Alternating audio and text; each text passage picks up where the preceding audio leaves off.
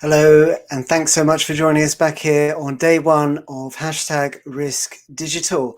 I'm Robert Bateman, the head of content at GRC World Forums and your host for today. And a big thank you to the audience for your active participation in the sessions so far. A big thank you to our sponsors as well, whose assorted logos you can see on the side of your screen. This next session is sponsored by Samine, and the panelists will be looking at the future of cybersecurity law and regulation, the emerging trends and challenges in this area. So I'm going to hand over now to our moderator for this session, who's Kier Nuti, who is Senior Policy Analyst at the Center for Data Innovation. Over to you, Kier. Thank you so much, Rob. Thank you so much also to the audience for tuning in to this panel on the future of cybersecurity regulation. The legal and regulatory landscape of cybersecurity is constantly evolving, and because there's constantly so many new laws, regulations, and challenges introduced, it's really just fun to try to keep up to date. So this session is going to answer the question at hand, which is basically what cybersecurity regulatory challenges and trends will organizations need to navigate in the coming years. I want to especially thank our panelists, who I'll briefly introduce for their work in the space. Each of them is going to bring a really unique perspective, and I couldn't be more excited to hear what they have to say. So our first panelist is going to be Suzanne Bitter. She is the head of regional strategic alliances at the Cybersecurity Forum Initiative. And our second panelist is Gal Ringel. He is the CEO and co-founder of Mine. After our moderated discussion, we'll follow up with a quick Q&A. Some of those questions I might even introduce throughout the panel if they're especially timely, because we're just very excited to hear your questions and concerns. So I'm now going to just give the floor to our panelists and start us off with a 10,000-foot question for their 1 to 2 minute introduction. Basically, what cybersecurity regulatory challenges and trends do you think organizations need to navigate in the coming years? Suzanne, I'll go to you first. Sure. Thank you, everyone, and really happy to be here with Kier and Gal. What I would say from my perspective, I think the top level answer would be keep an eye on the legislative, because it's going to come regardless if we win it or not, and it may have an impact on the BAU. So from that perspective, I cannot see what will happen, but I can see that there will be a big push on the suppliers, which is quite overdue. And I would also say that we should start looking into the security posture that we require from them and make it clear, maybe already start now. So that will be just a big nugget right now. Gal, what about you? Ooh, I think you're muted, by the way. Hey, Kier, thank you very much. I'm excited to be here. 1 minute background about myself. So I'm coming from a 12 years of cybersecurity engineering background from the Israeli intelligence in a unit, which is like the equivalent of the NSA in the US or the MI5 in the UK. And throughout that career, I was in the intersection of security and privacy all the time. So I had to see, I had the chance to see both sides of the equation.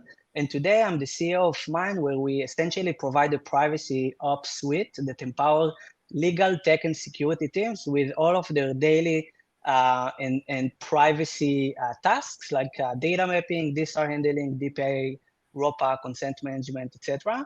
And following to your question, I think that all the recent supply chain-driven data breaches events that started with Log4j and then SolarWinds, and even last year, like completely blew up with many other companies, taught us that the attack surface keep changing, right? And everyone's need to adapt it. And I think that COVID-19 actually drove a fully remote environment where many companies had to adapt to the new reality quickly, right?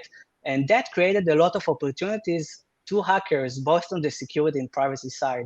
And I think that the same as privacy regulations became the center stage in the recent years with laws like GDPR, CCPA, and CPRA now, we're seeing now a new wave of cybersecurity regulations and frameworks like NIST and SBOM, which I can touch a little bit later, that as you said, like putting new controls on companies and suppliers, and really allows companies to better assess how they buy software, but also when a data breach happens, how to really quickly remediate that and understand where they need to focus their efforts.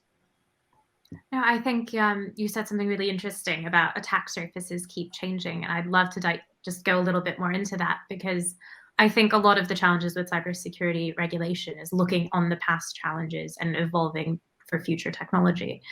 Some people would call it future-proofing. Is there a key lesson for policymakers and organizations as we're navigating these legislations, but also as we're navigating continuous changes to technology? Like how can we properly adapt as these attack surfaces keep changing? I'll turn it to you, Gal, first, and then I'll go to Suzanne, if that's okay. Yeah, I think that when companies would now adopt all the framework around NIST, which is essentially how to assess supply chain, and when they are buying a new software, there are new requirements that are called SBOM, which is a software bill of materials, which is essentially to break down any software, and suppliers need to mention all the third parties and fourth parties and all the open sources that they are using. And that really allows companies to have more security controls across the entire organization when they buy a new software. So they can easily assess the risk better than before, because without these frameworks and regulation, when I'm buying a new SaaS application, for example, I can only read their DPA in terms of service, and maybe to look at their ISO or SOC 2, and that's it, right? I have no idea how they built the product, what libraries they use, whether some of their engineers used an open source that is, highly attackable with 0 days or things like that. And I think that forcing, I'm saying like forcing because I don't know how it would be, adapted in reality, but, forcing suppliers to mention how their tech stack or how their software is being built can really allow companies to better assess all the security aspects of that, of the software that they are buying, and potentially easily identify new attack surfaces that they should put more controls on. And more importantly, when a data breach happens in a specific supplier, that could easily, hopefully, help the company turn the light into the areas that needs their attention. Because what happened with the Log4j is that many companies were left, unclear where they need to look, right? They didn't have any idea what that, how that affect their entire software chain. So hopefully that would put more controls and help companies prepare for that. It sounds like transparency is almost the key there. Definitely transparency, you put it right. Suzanne, do you have a perspective you'd like to add to this?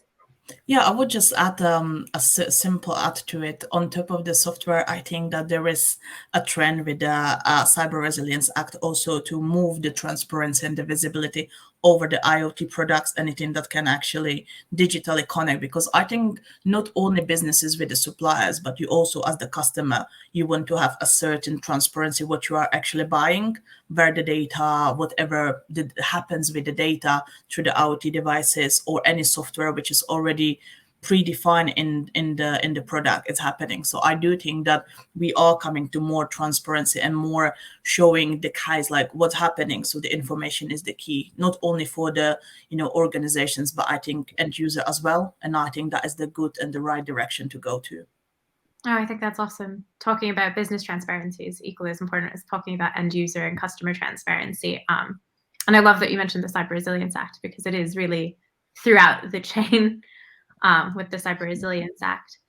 I'm going to kind of divvy into, because both of you at this point have mentioned privacy regulation in some capacity in your comments. And some people say there is like a thin line between data privacy and cybersecurity policy.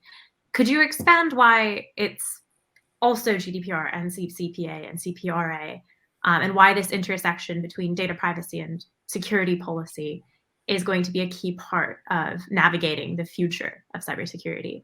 Suzanne, would you like to comment first? I would say that data privacy and security, cybersecurity, information security, all has the same, in the end purpose to secure in a certain way, and be Again, I will use the lovely word of transparent, because that is what you need nowadays.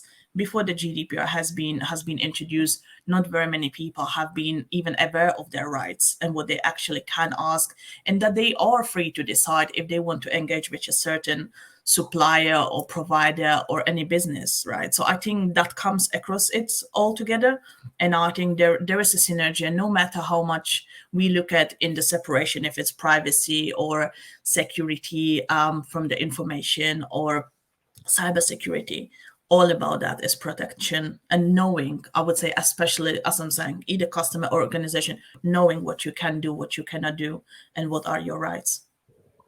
No, I think that makes sense. It sounds like GDPR was both a method for transparency and accountability from what you just said.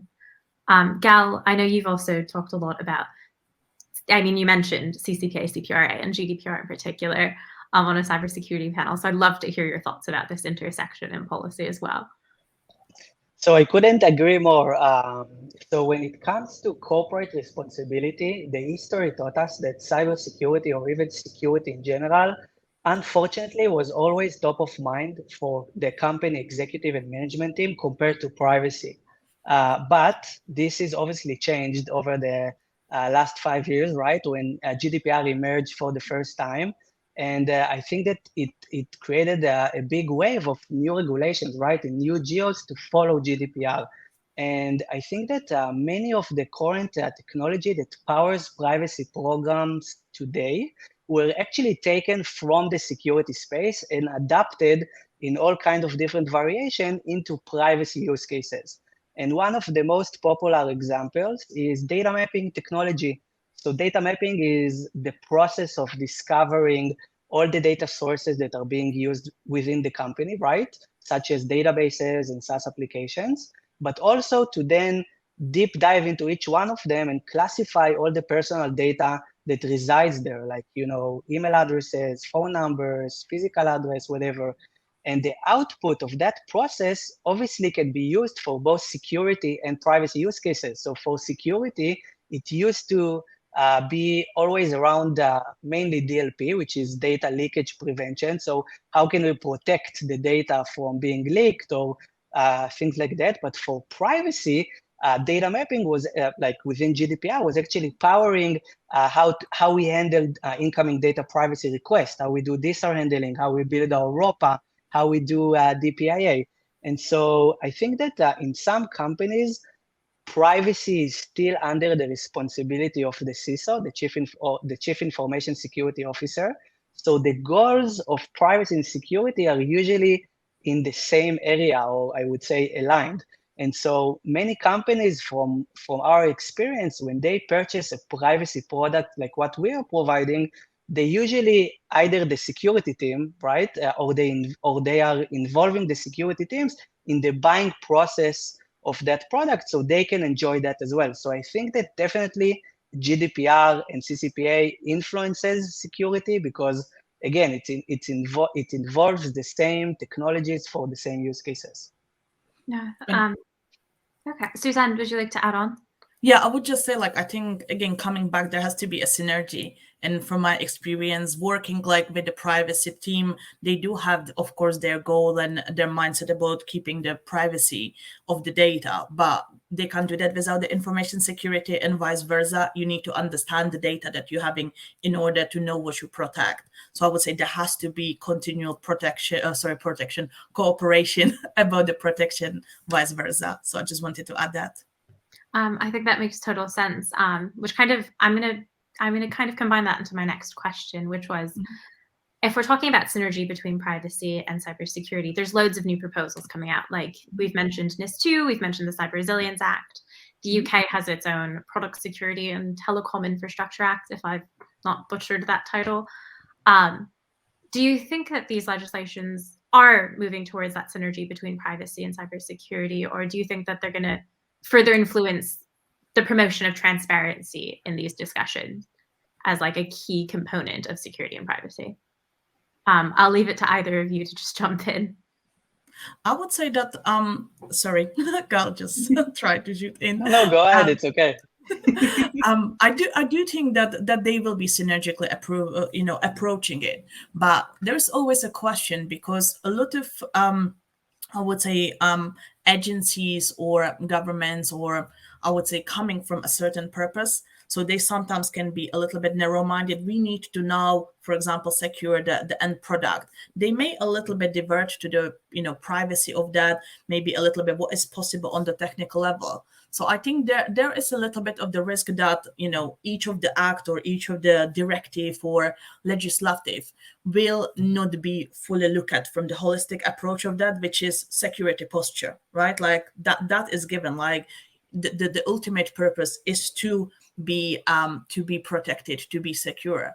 I do think that when it comes to actually the holistic approach of those directive and legislative, they will be synergically maintained and purposed. However, the implication on the each, I would say, level of each country depends, because sometimes those directives and laws are meant well, but then when it's interpreted to the legal environment, especially by each of the either member state or different countries, it does then being influenced with the culture, which sometimes can go against each other. So that would be just my thing, that we are hopefully on the good way, but we do have challenges to overcome. Gal, would you like to add? I know you were keen to jump in as well. I couldn't agree more. She put it very, very nicely. I think that it's actually a fantastic step forward. I think that the comparable or the evidence that we have in the market is to hope that it would be adopted like privacy regulations, right?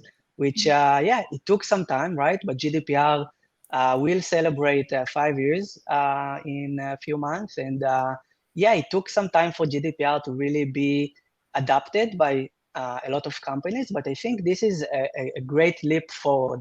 And I think that if you look at these suggestions, at these new cybersecurity regulations, many of them are about how supply chain is really handled. And many of the proposed bills are going into either the development process of a new software. So it all boils down to the code level.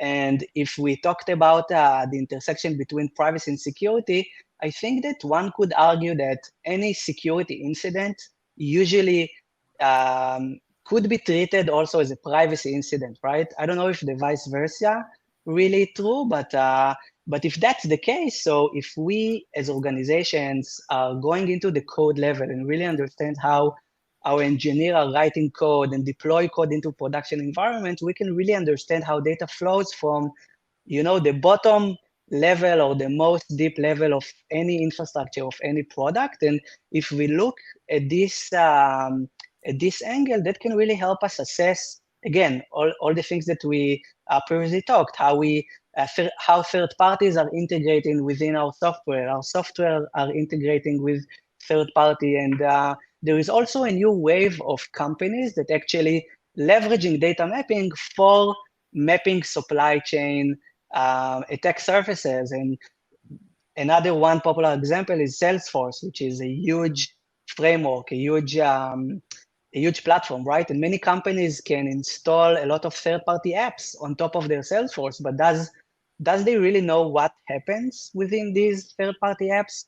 I actually read on a few occasions where these third-party apps could really used as a backdoor to penetrate to these companies through these types of SaaS applications. So I think it's an amazing step forward. And again, it would put new controls and will help companies better assess how they approaching into this area.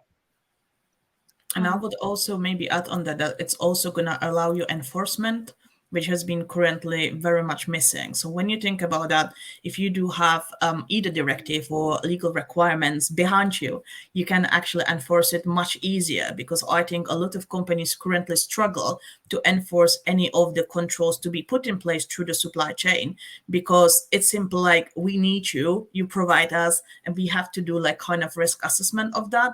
Do we want to engage with such a supplier? Do we need them? Can we try somebody else? So I think this will be a big help in a certain level to upgrade the level of the basic security posture of your supply chain, and not only supply chain, I think your own as well, because it's going to push a lot of companies as well. Similarly, what GDPR has proved to be good for future. Yeah, definitely more corporate responsibility and accountability. Yeah, I couldn't agree more. It would affect everything that companies are doing. I think that makes sense.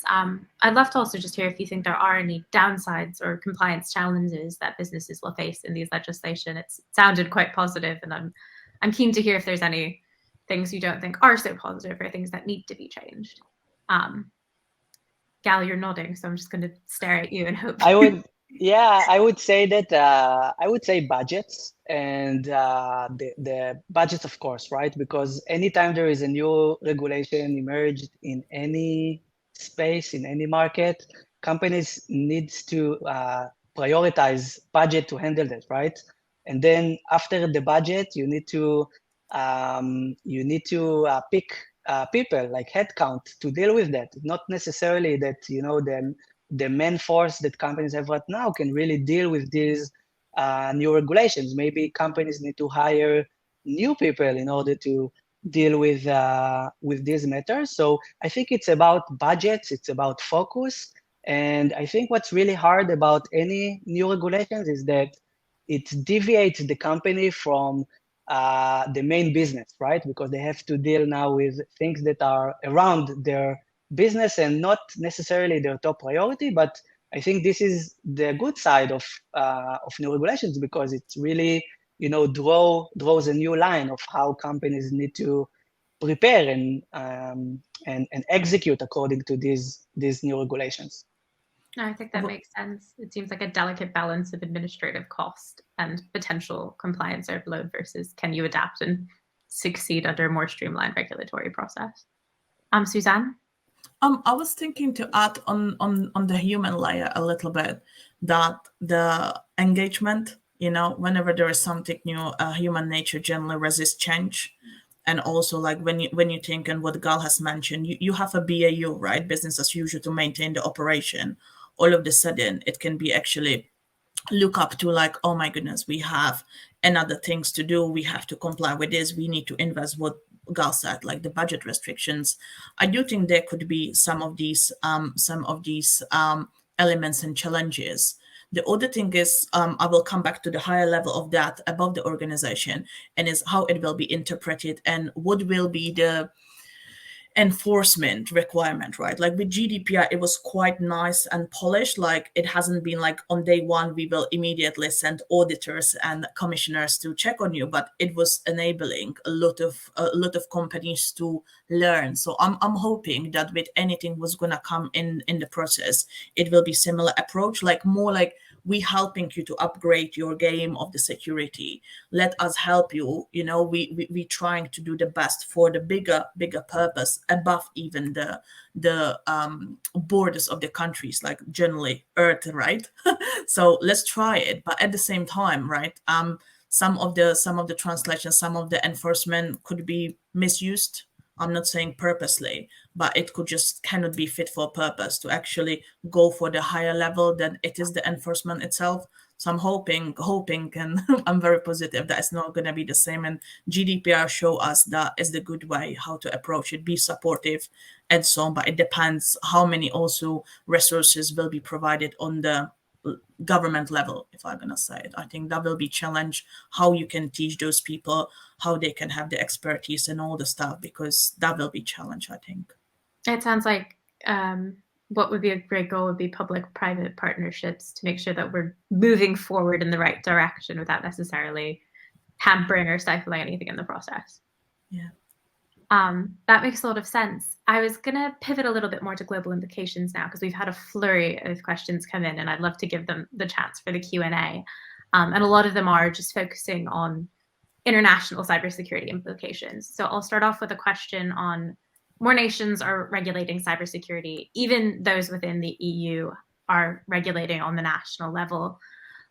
What's likely to be the challenges of multiple pieces of legislation? Because I know we've already mentioned NIS2, there's some California ones, there's obviously GDPR and the Cyber Resilience Act, and the UK is even coming up with their own proposals.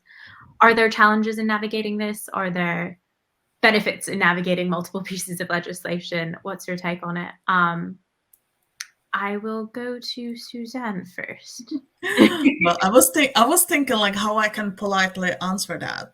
I just hope that, you know, the less is sometimes more. And I think if there is such a push, it should not be maybe industry or area dominant. Because we will need a specification, but there should be a general agreement that, okay, we have the holistic, like GDPR is about all the data. And then you can have like HIPAA, for example, which is more like about the healthcare. So if there would be a clear distinction between that, hey, this is for this sector of this industry, and because we need a little bit more because of the niche or specifics of it, yeah, let's go with it. But there is no point of one of the governing authority with presenting one thing, the second one thing, just because they want to be up on the game. So I think that will be challenged just to maintain the purposely driven, and as I said, the higher purpose of the security across every aspect of our life, and not only like targeted, because then you can either miss something or you will just overdo it, and that's going to be counterproductive. It sounds like international harmony, unlike general Should be. Should be, but at the same time, when you think about the international, like GDPR just show us that some regions across the earth are not up to that level yet. However, we can just show the path. Like, you know, some countries will be more developed. Some countries even takes more seriously the security because of their national landscape and, you know, just being in the game maybe a little bit longer, or they have been exposed to many needs to upgrade the game. So I just think like collaboration will be a big thing, and hoping to learn and share the examples how that has been done within one country, so another country or even another continent can learn, I would say. Gal, do you have anything to add? Yeah, totally. I think that the challenge at the end of the day is many privacy, many regulations in general, and it happened in the privacy market as well. Once every country started to adapt their own version of GDPR, I think that it created a situation where many regulations are contradicting each other. And the challenge is that there are many, I would say, use cases or extreme cases where a few regulations are, contradicting together. And then as a company, the law doesn't really interpret what you need to do, right?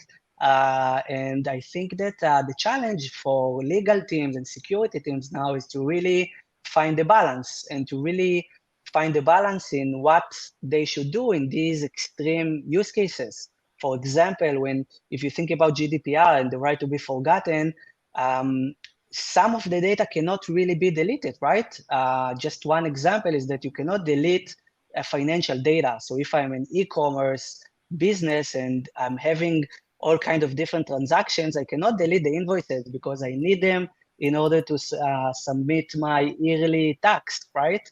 So this is something that GDPR, if I remember correctly, doesn't really cover specifically.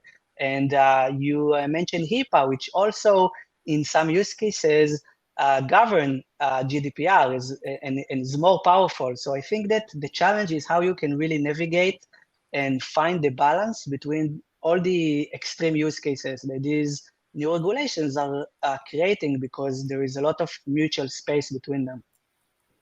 Well, that makes total sense.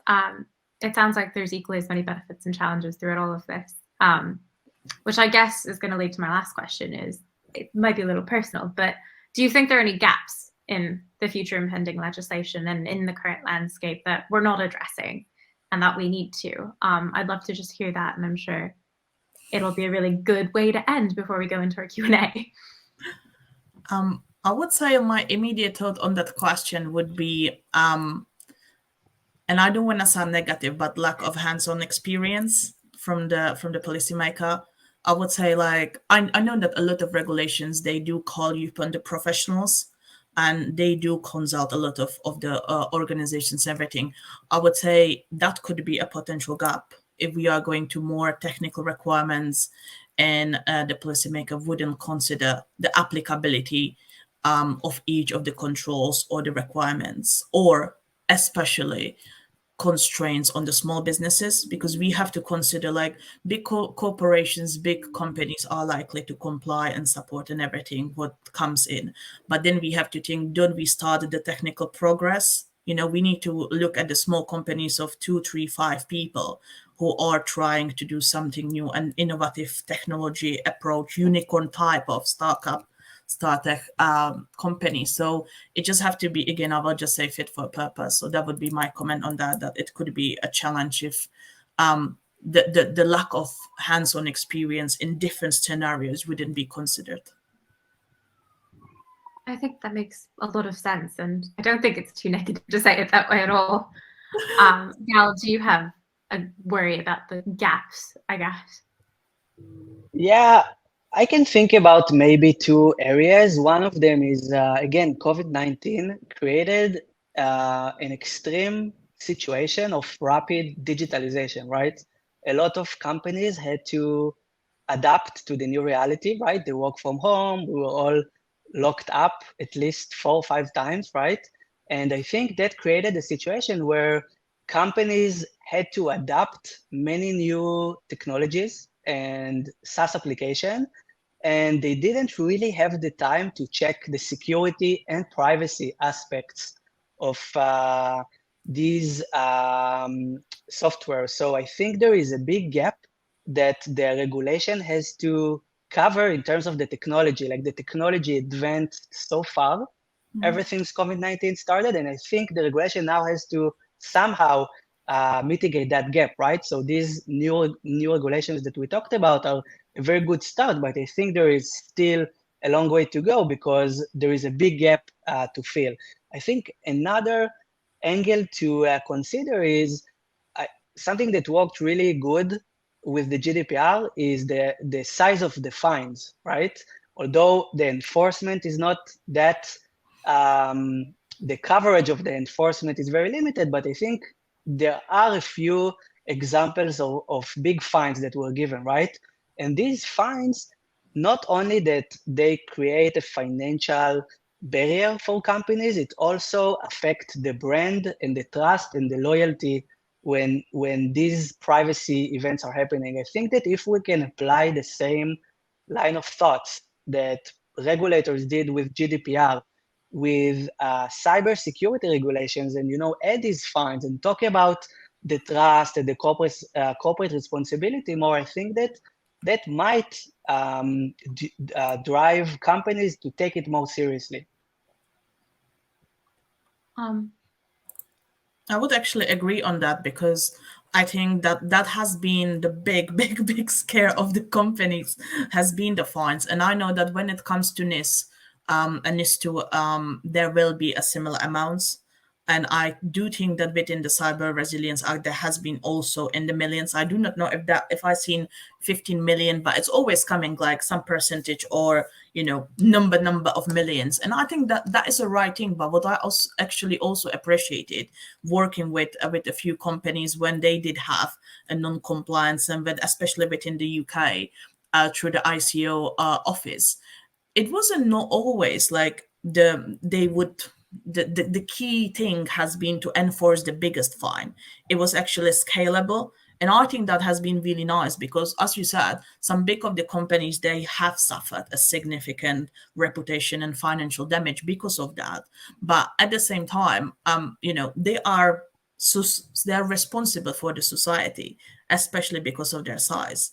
So I do think that is the right way, and it looks like most of these will be applied a similar way. But again, I would more appeal, if possible, to make a sense of them and not kill the businesses just because they have done one small, non-conformity to the regulation. Like try to approach it on the case by case. That's what would be my wish. It sounds like Definitely. I think. Yeah, the sad reality, unfortunately, is that data breaches keep increasing, right? So I totally agree with you that it's very hard to really be protected, right? So, but again, some mechanism has to be in place in order to help a little bit. Yeah, the delicate balance of like driving innovation and not just entrenching incumbents, while also making sure that it's a rule that more and more people can follow easily is just, it's really tough. Exactly. Yeah. I'm going to pivot into our questions. I'm actually going to combine the first two audience questions together because both kind of focus on the United Kingdom and can they keep pace with the EU? Will the UK keep pace with the EU, or how can the UK keep pace with the EU with regards to cybersecurity regulation?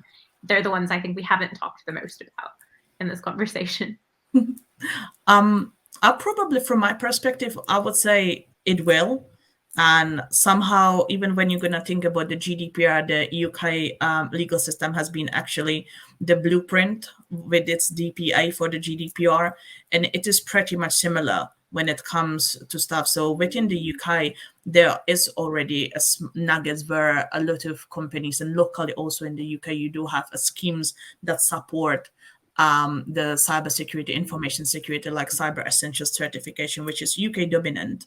So I do think that it will align. It has to, because UK itself is very close to the European market. A lot of businesses have hubs or offices or branches across each other. I do think there will be definitely synergy, and it is inevitable, I'm guessing. How it's going to be applied, that's a different question, but I do not think that it will be a big difference. I think that makes total sense. Yeah, I mean, the UK's same got here. their own bill going through that's really similar to the Cyber Resilience Act, and I think they're actually faster than the EU on it. Gal, would you like to comment? Yeah. No, it's like I had the same answer. I think the ICO is a very powerful authority, and when the UK departed from EU, as you mentioned, they honestly adapted very fast the DPA, right? So yeah, I think that the UK is very conscious to these things. And again, the ICO, I don't know if the ICO specifically would drive the cybersecurity regulations, yes or not, but I think that it would definitely, right?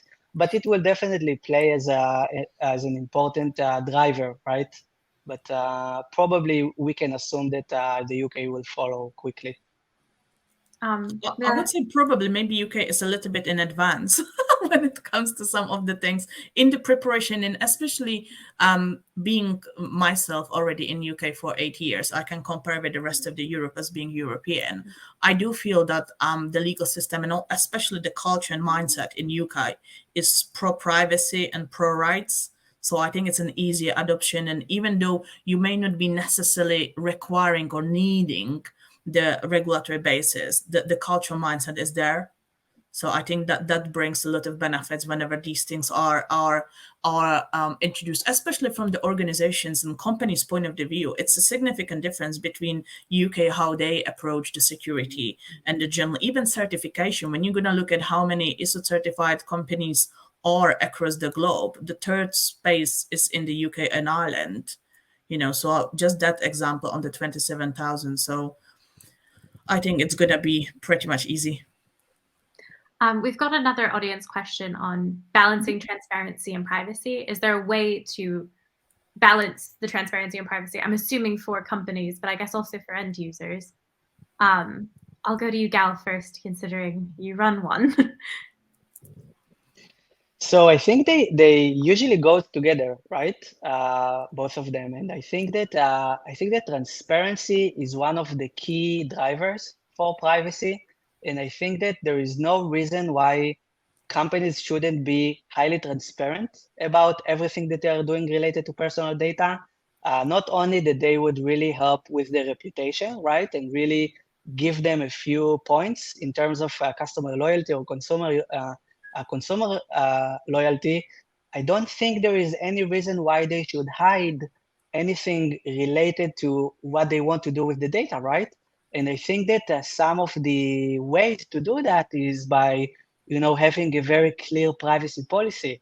And I had the liberty of reading hundreds of privacy policy, and some of them are not very clear, right? And as an end user, you're not sure what data is really being collected or not. So I think privacy policy is really a good way of a good start for company to start disclosing to the outside world what they are really doing with personal data, but then also goes to how they honor privacy regulations. Like when companies make it easy, and we help them to do that, making it easy to exercise privacy rights, that would definitely earn a lot of trust points for their from their customers, because they would know that they can trust that company to do business.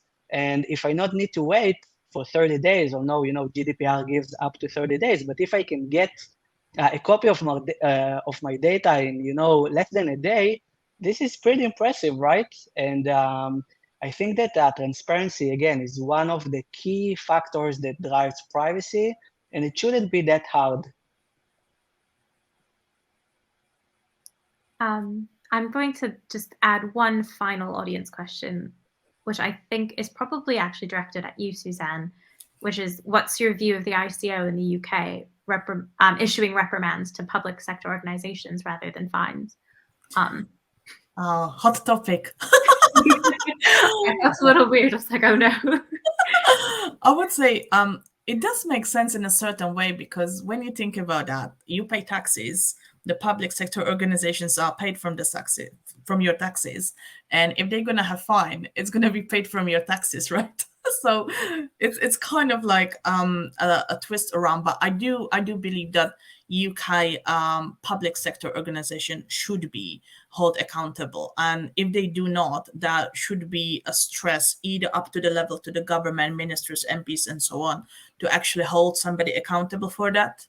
Maybe instead of the fines, because it's a public sector organization. So when we're gonna think about our national health system, NHS, right? Like having a fine, it would just kill it. It's something like where you think about that, you're already seeing everything is being underpaid, and all of a sudden NHS get fined because they find they didn't do something.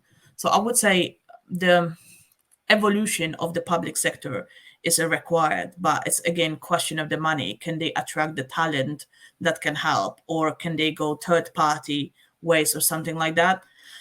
So my personal view is probably the right thing, given the circumstances. There are some public sector organizations which would benefit from the fines, especially when they are budget driven. That would be applicable, but again, we have to think about alignment. You can't treat one like this and one like that, because that would be a lot of questions around. So that's probably my diplomatic answer to that. Sounds like the most terrifying part of that is taxes. I pay taxes. No, thank you both so much for all of your opinions. It's been really, really lovely talking to you both. We have about 2 minutes left, so if you have anything else you'd like to say or add to the conversation, you guys got about a minute each. So Gal, if you've got anything to say, feel free to say it now. Yeah, maybe I think I'm really happy to wake up every day and know that all of us here in the call, and the ones who are listening, that are trying to design a better future, whether it's privacy related or cybersecurity related. Again, the intersection between these two sectors are really aligned, and I'm so happy that I get to meet everyday people that are working very hard to design and drive that future. And as CEO of a company that really developed a product that can really help companies do that, I'm really happy that I'm fortunate that I can really do that every day and meet with legal teams and security teams and really help them. Oh, that's awesome. Thank you so much for being here today. Suzanne, do you have any last comments? I would say it starts privacy security. It starts with us. I would say if everyone would be having the mindset and maybe discuss with the people around you about these matters, or maybe even get into the non-profit or volunteer activities to share that from maybe kids, elderly, wherever you can, spread the word to keep us safe. That would be my last wish for future. Yeah, that's a really lovely note to end on. Thank you again to the two of you and the audience for tuning in. It's been lovely. Thank you so much. Thank you very much. Thanks so much to Kira and the panel. Great job there, especially about the intersection of privacy and security. I was looking at the 5 state privacy laws that take effect this year, in the US, and 4 of them have a reasonable security requirement. The other one enables consumers to sue businesses if they haven't imposed a reasonable security level. So it's really true that it's the perfect time, if you haven't already, to really get this stuff right. Now, look, we are coming back very shortly for our next session, switching to financial crime compliance next. So please stick around. We'll be back very shortly for that.